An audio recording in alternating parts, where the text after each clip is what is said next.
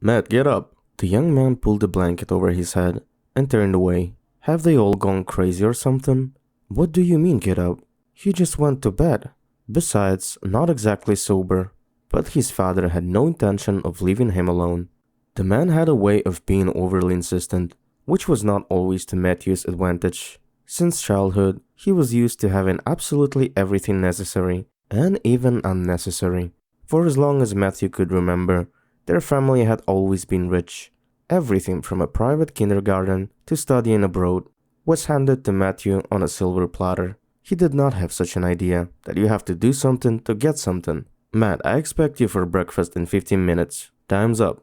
His father left the room, and Matthew began to think frantically about what he might have done. He usually remembered his goings out pretty well, but lately it had been especially fun, probably because it was spring.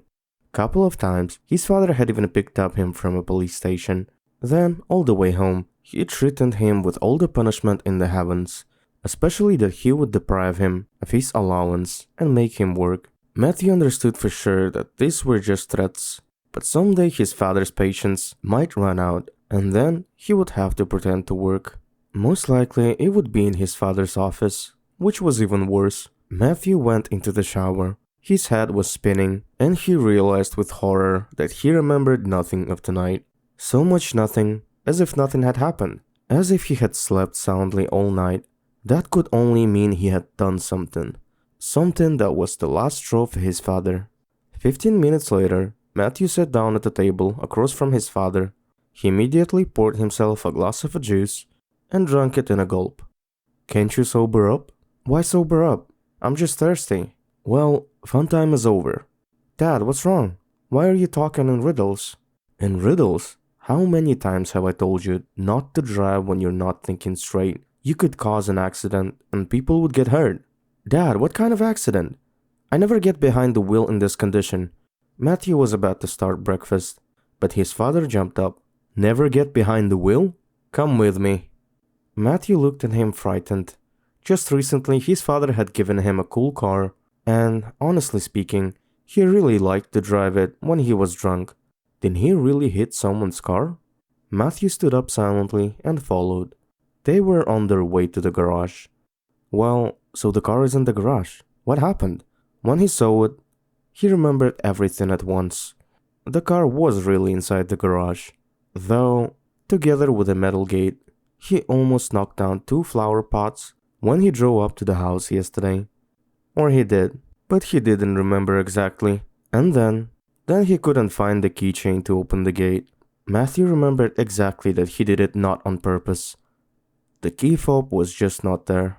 I didn't do it on purpose. When you do it once, Matt, it can be considered not on purpose. Judging by the rumbling and by the security camera footage, you got inside only on the 4th time. The father went towards the entrance of the house, waving to the guards that they could fix what Matthew had done, and Matthew wanted to cry. Such a car. And if his father refuses to repair it, why is he such an idiot? The young man followed his father. By all appearances, it was only now that he was going to get exactly what he deserved from his father. At first, he thought that he had been already getting, but now he realized he hadn't. Nothing had even begun yet. They sat down at the table again. The father began to speak, but surprisingly calmly. When your mother died, I tried to make sure you weren't deprived of anything. I thought the more I bought you, the better it would be, but it didn't turn out that way. It turns out that it's my fault that you've become such a slacker, and a completely worthless person too. So I'm going to try to help you. I mean, not just deprive you of any money, but help you learn to earn it yourself. Matthew sighed. That was it. His time was over. He would sit in his father's office, under his strict supervision, but as it turned out, his father had prepared for him an entirely different fate. You remember Aunt Amelia, your mom's sister, don't you? Matthew looked at him in surprise. Of course, I remember. She only died 2 years ago. So, Aunt Amelia left you a beauty salon in her will. Matthew raised his eyebrows in surprise, and his father grinned. I foresaw your reaction. That's why I didn't say anything. And now, I intended to give this salon to you, so you can take care of it, develop it, and make money. To be honest, there's no profit there now, because I don't have time to deal with it. I didn't give it to you before, because you'd just squander it. and now you have no choice.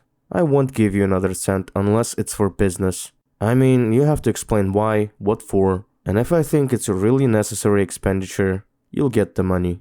And also, I don't advise you to bail in the saloon and keep hanging around the bars, because your cards are blocked. Dad, but... Matt, I told you everything. Of course you can have a meal at home, but you don't want to turn into an ordinary vegetable, do you? It's time to at least try and prove yourself. Are you capable of anything? It was a shame, even for Matthew, who hadn't practiced a single day after his studies. Yes, I am. Well then go ahead. Here are the documents, basically everything you need, and I have to go to work. I don't have a rich daddy, you know. Matthew grimaced like he had a toothache and followed his father with his eyes. Alright, he'll prove it to him. The young man finished his coffee in a gulp and went into the room to look through the documents. After an hour, his head was spinning. The beauty salon was located in a very busy place. Its area is designed for all the procedures, the staff is recruited, but the profit is nil. But the costs. He opened his laptop and found his salon, read the reviews, and thought it was strange. Judging by the money invested, the salon should be only rave reviews. But the last good reviews was about 3 years ago. Aunt Emilia got sick at the time. They didn't talk much, but they still saw each other occasionally. Matthew always thought his aunt was strange. No children, never married, never went on vacation, lived very quietly, and she even seemed to get tired quickly if she came to visit them. After a while, a poorly dressed man came out of the mansion where Matthew and his father lived. The clothes were stained in some places, and they were fashionable 20 years ago. Matthew spent half an hour trying to persuade the gardener to lend him his uniform. He did not agree for a long time, not understanding what the owner's son was up to and what the consequences were. Matthew pushed open the saloon door and stepped inside just as the furious customer flew out. I'll get you for this. I paid for quality hair dye. I told you I'm allergic to a cheap one. And what did you think? That you found a fool? What a salon. It's a diner. The woman rushed past him, slamming the door loudly. And there was a whole war going on in the hall. In the middle of the hall stood a woman with a brightly colored makeup. She looked about 45 years old, but it was clear that she was trying to hide her age with her makeup. And in front of her was a skinny girl in an apron. Mrs. Sorsky, when will it end? It is impossible to work with such materials. Work with what you've got. But I am the one who has to listen to the complaints. You don't like something? Pack your things and get out. The other workers whispered. It's her own fault. She's an upstart. Just sit there and keep your mouth shut. No, she's always poking around where she doesn't belong. Matthew looked in surprise at the woman who were discussing their young colleague, and then he heard the woman say to the girl, Mia, what are you waiting for? You can pack your things. The girl went into the back room, and the manager turned to him. What are you staring at? People like you can't afford our saloon. Goodbye. Matthew thought his jaw was going to drop. He turned around in silence and walked out. Wow, what a trick for a visitor. The young man sat down on a bench to collect his thoughts, but did not have time. The same Mia jumped out of the saloon and almost ran away. He followed her. He caught up with her almost 300 meters away from the saloon. The girl was crying. Mia, wait! Who are you? She looked at him frightened. Please don't be frightened. I need to talk to you. In the evening, Matthew waited impatiently for his father. He needed his help, and not even his material help, though he needed it too. He was planning a coup. Mia, who at first listened to him with disbelief, then smiled. If you really are the master, I'll help in any way I can. Then tomorrow at 9 o'clock, I expect you at the saloon. It's a deal. After discussing the situation with his father at the saloon, explaining him what and how he was going to do, Matthew received the keys of his father's second car and brand new bank card. The father said, If you need anything else, call me. I'll help. Matthew thanked him and concealed in the room. He did not see the look in his father's eyes as he followed him. In the evening, he started calling girls he knew.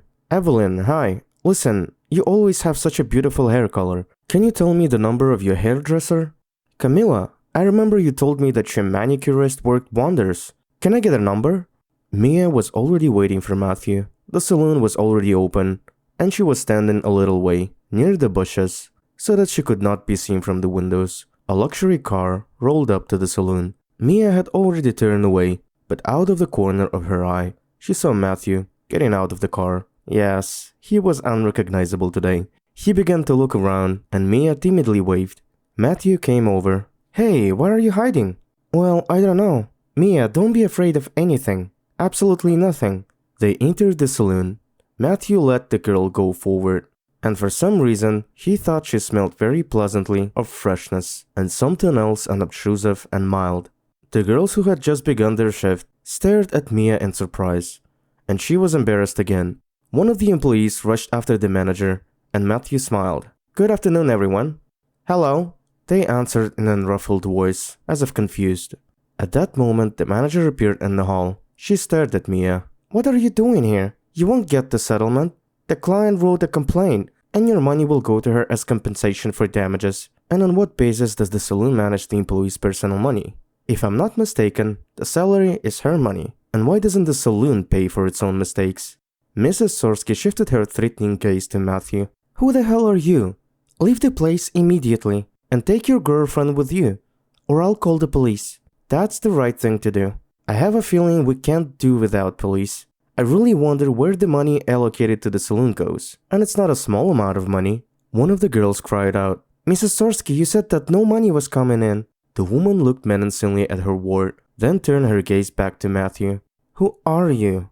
I am the owner of this saloon. Yesterday I came in to get a haircut, but I was expelled. By the way, Mrs. Sorsky, I don't understand why you haven't called the police. The woman was pale, but decided not to give up without a fight. You still have to prove that you are the owner. Matthew laughed. Do I have to prove you that I am me?